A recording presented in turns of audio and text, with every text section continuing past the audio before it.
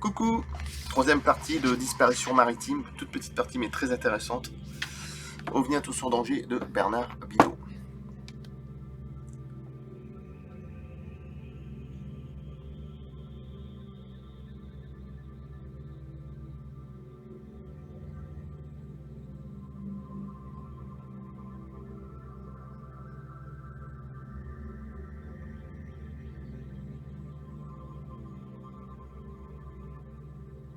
Alors, voilà, c'est parti. Troisième petite partie très intéressante, les disparitions maritimes, partie 3. Très petite vidéo mais intéressant. En 1855, un grand 3 mois, le James Chester, d'ailleurs ça sera le titre, de toute façon, fut retrouvé près des Açores naviguant d'une façon anormale. Le commandant d'un navire qui le croisait donna l'ordre à ses marins de monter à bord. Il n'y avait pas âme qui vive. À l'intérieur des tables, des chaises étaient renversées et beaucoup d'objets étaient répandus sur le pont. Ils pensèrent immédiatement à un acte de piraterie, mais non.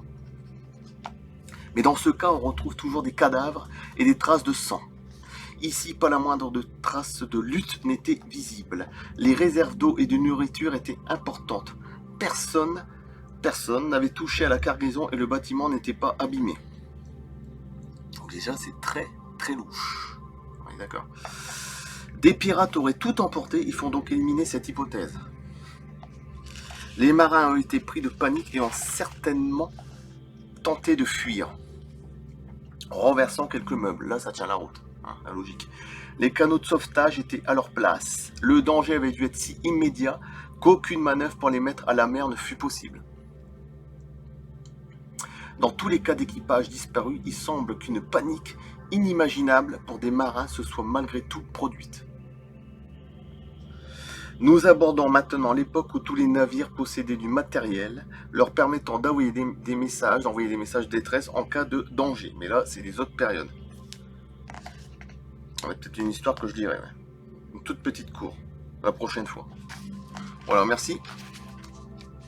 C'était très intéressant. 1855. Le James Chester. Un grand 3 mois. Voilà, je coupe. Court, mais toujours intéressant. Toujours à prendre. Voilà, OVNI attention danger de Bernard Bidot.